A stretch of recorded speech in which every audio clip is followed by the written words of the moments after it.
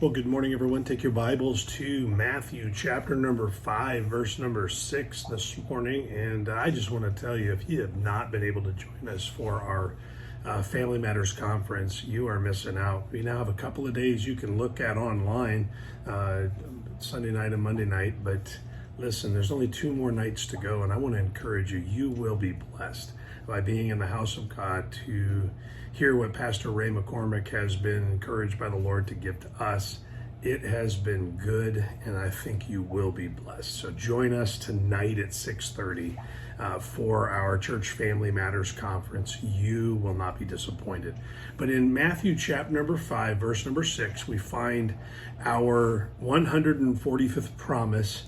And the promise is this is what God is trying to tell us, that He will fill those who hunger and thirst for His righteousness. So He'll promise to fill those who hunger and thirst for His righteousness. I'm going to take a minute to explain that, but let me read the verse to you. It's verse number 6 in Matthew chapter number 5. It says this: "Blessed are they that do hunger and thirst after righteousness, for they shall be filled." And so let me just say this: what a beautiful promise to anyone who has set their cravings on God and His righteousness.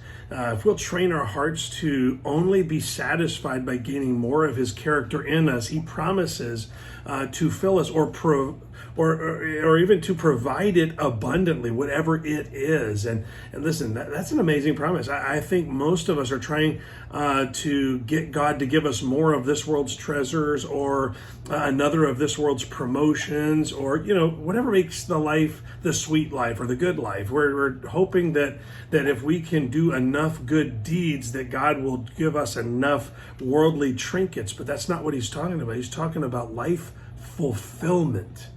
God reveals that if we will feast on His perfect wisdom and His perfect way of living, we will be satisfied. Do you realize that most people are really struggling to find satisfaction in this world? And oftentimes they find people that have a little bit of it to be annoying or somehow cheating the system. But God's wisdom tells us things that our wisdom can't understand. Listen, God reveals that if we feast on it, that we'll be satisfied. We'll live, and we'll have that perfect way of living that is satisfying, and not just a little, but an abundantly satisfying life. What a promise. We're all looking to be satisfied, and God tells us where it's found.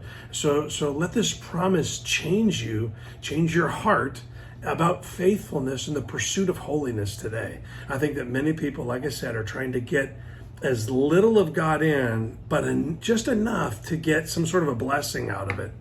When God says, if you'll change your way of thinking about Him and feast on Him, set your cravings to where you're only satisfied with more of Him, He promises that you will live life in a fulfilled way.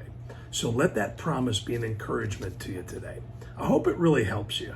Have a great day. Looking forward to seeing you tonight at the Journey Baptist Church at 6:30.